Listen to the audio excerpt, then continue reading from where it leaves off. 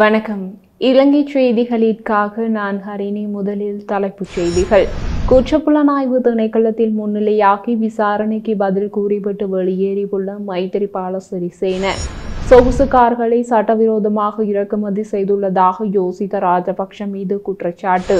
Police மா அதிபர் தேசபந்து தென்னக்கோன் உயிர்த்த ஞாயிறு குண்டுதல் தாக்குதலுடன் நேரடியாக தொடர்பு பட்டிருக்கலாம் என அறிவிப்பு. இனி விரிவான செய்திகள். முன்னாள் ஜனாதிபதி மைத்திரிபால சிறிசேன குற்றப்புலனாய்வு திணைக்களத்தில் முன்னிலையாகி விசாரணைக்கு பதில் கூறிவிட்டு சென்றுள்ளார்.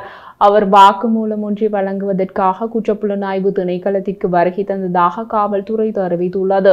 அவரது ஆட்சி காலத்தில் அரசியல்வாதிகள் உட்பட பலருக்கு ஜனாதிபதி நிதியத்திலிருந்து நிதி ஒதுக்கப்பட்டது தொடர்பான விசாரணைக்காக வாக்குமூலம் பதிவு செய்வதற்காகவே முன்னாள் ஜனாதிபதி சிஐடிக்கு அழைக்கப்பட்டார் என்று குறிப்பிடப்படுகின்றது. 2008 முதல் 2024 வரையான காலப்பகுதியில் ஜனாதிபதி நிதியத்திலிருந்து பணம் பெற்றதாக குற்றம் சாட்டப்பட்ட 22 முன்னாள் அமைச்சர்கள் மற்றும் நாடாளுமன்ற உறுப்பினர்கள் தொடர்பில் குற்றப்புலனாய்வு திணைக்களத்தின் நிதி மற்றும் வணிக குற்ற விசாரணை பிரிவால் அண்மையில் விசாரணைகள் ஆரம்பிக்கப்பட்டுள்ளன. அத்துடன் ஜனாதிபதி நிதியத்திலிருந்து இந்த பணம் பெறப்பட்டது தொடர்பான 22 கோப்புகள் விசாரணை அதிகாரிகளால் கைப்பற்றப்பட்டுள்ளதாக காவல்துறையினர் தெரிவித்துள்ளனர். அந்த கோப்புகளிலிருந்து 22 முன்னாள் அமைச்சர்கள் மற்றும் நாடாளுமன்ற உறுப்பினர்கள் பல்வேறு தொகைகளில் 100 மில்லியன் ரூபாவுக்கு மேல் பெற்றுள்ளதாக தெரிய வந்துள்ளது. இந்த விடயம் தொடர்பில் வாக்குமூலம் வழங்குவதற்காக மைத்திரிபால சிறிசேன சிஐடியில் விசாரணைக்கு உட்படுத்தப்பட்டிருந்தார். கொழும்பு மாநகர சபை உட்பட பல உள்ளூராட்சி சபைகளின் தேர்தல் நடவடிக்கைகளை நிறுத்தி வைக்குமாறு மேன்முறையீட்டு நீதிமன்றம் இடைக்கால தடை உத்தரவை பிறப்பித்துள்ளது. அந்த உத்தரவு மேன்முறையீட்டு நீதிமன்றத்தினால் இன்று பிறப்பிக்கப்பட்டுள்ளது. பல அரசியல் கட்சிகள் மற்றும் சுயாதீன குழுக்கள் தங்கள் வேட்பு மனுக்கள் நிராகரிக்கப்பட்டதற்கு எதிராக தாக்கல் செய்த ரிட் மனுக்களை விசாரிக்க கால அவகாசம் தேவை என்பதால் உத்தரவு பிறப்பிக்கப்பட்டது. இந்த மனுக்கள் மீதான ஆட்சேபனைகளை மே 5ஆம் தேதிக்கு முன் தாக்கல் செய்யுமாறு நீதிபதிகள் அமர்வு உத்தரவிட்டுள்ளது. அத்தோடு மனுதாரர் ஏதேனும் ஆட்சேபனைகளை மே 7ஆம் தேதிக்குள் தாக்கல் செய்ய வேண்டும் என்று நீதிபதிகள் உத்தரவிட்டுள்ளனர். இதன் பின்பு மனு மீதான விசாரணை வரும் மே 16ஆம் தேதி நடைபெறும் என்று தெரிவிக்கப்பட்டுள்ளது. மே 16ஆம் தேதி வரை இந்த இடைக்கால உத்தரவு நடைமுறையில் இருக்கும் என்றும் மேன்முறையீட்டு நீதிமன்றம் பிறப்பித்த உத்தரவில் குறிப்பிடப்பட்டுள்ளது. வேட்பாளர்களின் வேட்பு மனுக்களை நிராகரிக்க தேர்தல் அதிகாரிகள் எடுத்த முடிவு சட்டவிரோதமானது என்று அறிவிக்க கோரி அரசியல் கட்சிகள் மற்றும் சுயேட்சை குழுக்களால் இந்த மனுக்கள் சமர்ப்பிக்கப்பட்டிருந்தன. கொக்கைன் போதைப் பொருளை கடத்த முயன்ற குற்றச்சாட்டில் இந்திய பிரஜையொருவர் பண்டாரநாயக்க சர்வதேச விமான நிலையத்தில் வைத்து கைது செய்யப்பட்டுள்ளார். 1.6 கிலோகிராம் கொக்கைன் போதைப் பொருளை கடத்த முயற்சித்த குற்றச்சாட்டிலேயே 29 வயதுடைய இந்திய பிரஜை கைது செய்யப்பட்டுள்ளார். கைது செய்யப்பட்ட சந்தேக நபர் வழங்கிய தகவலுக்கு அமைய அந்த போதைப் பொருள் அவரிடமிருந்து பெற்றுக்கொள்ள வேண்டிய சந்தேக நபர் ஒருவரும் கொல்லுப்பிட்டி பகுதியில் வைத்து கைது செய்யப்பட்டுள்ளதாக தெரிவிக்கப்பட்டுள்ளது. மாலாம்பே பகுதியைச் சேர்ந்த 50 வயதுடைய ஒருவரை இவ்வாறு கைது செய்யப்பட்டுள்ளார். கைப்பற்றப்பட்ட போதைப் பொருள் 65.76 மில்லியன் ரூபாய் பெறுமதியுடையது என காவல்துறையினர் குறிப்பிட்டுள்ளனர். தற்போது விளக்கமறியலில் இருந்து வைக்கப்பட்டிருக்கும் பதவி இடைநீக்கம் செய்யப்பட்டுள்ள போலீஸ் மா அதிபர் தேசபந்து தென்னக்கோன் உயிர்த்த ஞாயிறு குண்டு தாக்குதல்களுடன் நேரடியாக தொடர்பு பட்டிருக்கலாம் என்று சட்டத்தரணி மனோஜ் நாணயக்கார தெரிவித்துள்ளார். தொடர்ந்தும் தெரிவிக்கையில், தற்போது சிறையில் அடைக்கப்பட்டிருக்கும் தேசபந்து தென்னக்கோன் பல சாட்சிகளை மூடி மறைத்துள்ளார். அவருக்கு உடந்தையாக முன்னாள் பொதுமக்கள் பாதுகாப்பு அமைச்சர் இருந்துள்ளார். இலங்கையின் போலீஸ் மா அதிபராக பணிபுரிந்த தேசபந்து தென்னக்கோன் சாதனைகளை கொண்டவர். அதில் தலைமறைவாக இருந்த போது அவரை கைது செய்ய பிடியாணை பிறப்பிக்கப்பட்டது. பதவியில் இருக்கும் போது சிறையில் அடைக்கப்பட்டார். அதேபோல போலீஸ் மா அதிபராக இருந்த போதே அவர் பணி நீக்கம் செய்யப்பட்டார். இவை அனைத்தும் அவரது சாதனைகளாகும். தேசபந்துவின் பதவி நியாயமானதோ தவறானது, இதை உச்ச நீதிமன்றமே அறிவித்துள்ளது.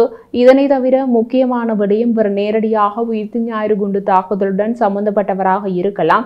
அதற்கு பல சாட்சியங்கள் உள்ளன. பாடந்துறை கலனிகம அதிவேக பாதையின் நுழைவாயிலில் உயிர்த்த ஞாயிறு தாக்குதலுடன் தொடர்புடைய வெடிப்பொருட்கள் எடுத்து செல்லப்பட்ட போது அதனை கொண்டு சென்ற வாகனத்திலே வெளியேற்றுமாறு தேசபந்து தொலைபேசியின் மூலம் உத்தரவிட்டுள்ளார். அதனை அப்போது கடமையில் இருந்த அதிகாரி குறிப்பு புத்தகத்தில் பதிவு செய்துள்ளார். எனவே தேசபந்துவுக்கு உயிர்த்த ஞாயிறு குண்டு தாக்குதலுடன் நேரடியான தொடர்பு இருக்கலாம் என சட்டத்தரணி மனோஜ் நாணயக்கார குறிப்பிட்டுள்ளார். முன்னாள் ஜனாதிபதி மஹிந்த ராஜபக்ஷவின் மகனான ஜோசித ராஜபக்ஷ மற்றும் 3 பேரின் பெயர்களில் 4 சொகுசு BMW கார்கள் சட்டவிரோதமாக இறக்குமதி செய்யப்பட்டுள்ளதாக கோபா குழுவில் தெரிய வந்துள்ளது. வெளிநாடுகளில் பணிபுரியும் இலங்கை தொழிலாளர் தற்காலிகமாக வரியில்லாமல் மின்சார வாகனங்களை இறக்குமதி செய்ய அனுமதிக்கப்பட்ட காலகட்டத்தில் இந்த 4 சொகுசு கார்களும் இறக்குமதி செய்யப்பட்டதாக கூறப்படுகிறது. 2023 மே 1 முதல் செப்டம்பர் வரை யோசித்த சானுக்க உபேந்திர அயந்தி பண்டாரநாயக்க ஆகியோரின் பெயர்கள் மற்றும் முகவரிகளுக்கு இந்த கார்கள் வரியில்லாமல் இறக்குமதி செய்யப்பட்டதாக தெரிய வந்துள்ளது. 30 செப்டம்பர் 2024 வரை இலங்கைக்கு 921 வாகனங்கள் இறக்குமதி செய்யப்பட்டுள்ளதாக தெரிய வந்துள்ளது. அப்போது ஆடம்பர வாகன வரி விலக்கு வரம்பு 6 மில்லியனிலிருந்து 12 மில்லியன் ரூபாவாக அதிகரிக்கப்பட்டது. இதன் காரணமாக அரசாங்கம் 242 கோடி ரூபாய் வருமானத்தை இழந்துள்ளதாகவும் கூறப்படுகிறது. கம்பரை இலத்துவர பகுதியில் போதைப் பொருட்கள் மற்றும் ஆயுதங்களுடன் கைது செய்யப்பட்ட நபரை எதிர்வரும் 11ஆம் திகதி வரை விளக்கமறியலில் வைக்குமாறு கம்பளை நீதவான் காஞ்சனா கொடித்துவக்கு உத்தரவிட்டுள்ளார். கம்பளை பிரிவுக்கு பொறுப்பான சிரேஷ்ட போலீஸ் அதிகாரி எரிக் பெரேராவுக்கு எல்துவர பகுதியில் சிறிது காலமாக போதைப்பொருள் கடத்தல் நடவடிக்கை நடைபெற்று வருவதாக தகவல் கிடைத்தது. அதன்படி ஊழல் தடுப்பு பிரிவின் உப போலீஸ் பரிசோதகர் மகாகெதர தலைமையில் ஒரு குழுவினர் அந்த நபரின் வீட்டை சோதனை செய்ததில் அவரிடமிருந்து 2868 கிராம் ஹெரோயின் மற்றும் 1022 கிராம் ஐஸ் போதைப் பொருள் கண்டுபிடிக்கப்பட்டது. இந்த போதைப் பொருட்களை கொண்டு செல்ல பயன்படுத்தப்பட்டதாக சந்தேகிக்கப்படும் ஒரு சிறிய லோரி சோதனை செய்த போது உள்ளே 2 இரும்பு முனை கத்திகள், 2 சைக்கிள் சங்கிலிகள், ஒரு வாள் ஆகியவை கண்டுபிடிக்கப்பட்டன. இந்த 41 வயது நபர் தனது 21 வயது காதலியுடன் இருந்தபோது காவல்துறையினரால் பிடிக்கப்பட்டு அதன்படி போதைப்பொருள் லோரி மற்றும் ஆயுதங்களுடனும் நீதிமன்றத்தில் ஆஜர்படுத்தப்பட்டார். தாய்லாந்திலிருந்து கட்டுநாயக்க விமான நிலையத்திற்கு வந்த விமானத்தில் பயணி ஒருவரின் கைப்பையிலிருந்து உள்ளூர் மற்றும் வெளிநாட்டு நாணயங்களை திருடிய சீன பிரஜைகள் 2 விமான நிலைய காவல்துறையினரால் கைது செய்யப்பட்டனர். இலங்கை மற்றும் அமெரிக்காவின் இரட்டை குடியுரிமையை பெற்றுள்ள அந்த பயணி ராகம வெளிசரை பகுதியில் வசிக்கும் உறவினர்களை பார்க்கவே இலங்கை சென்றார். தாய்லாந்தின் பாங்காக்கில் இருந்து தாய்லாந்து ஏர்வேஸ் விமானம் TG37 மூலம் கட்டுநாயக்க விமான நிலையத்தை வந்தடைந்தார். அவர் தனது சூட்கேஸை விமானத்தில் லக்கேஜ் ரேக்கில் வைத்துவிட்டு தூங்கிக் கொண்டிருந்த போது விமானத்தில் பயணம் செய்த 2 சீன பிரஜைகள் சூட்கேஸில் $2000 அமெரிக்க டாலர் மற்றும் 60,000 இலங்கை ரூபாய்களை திருடியுள்ளனர். இந்த சம்பவத்தை நேரில் பார்த்த மற்ற பயணிகள் விமான குழுவினருக்கு சம்பவம் குறித்து தகவல் தெரிவித்துள்ளனர்.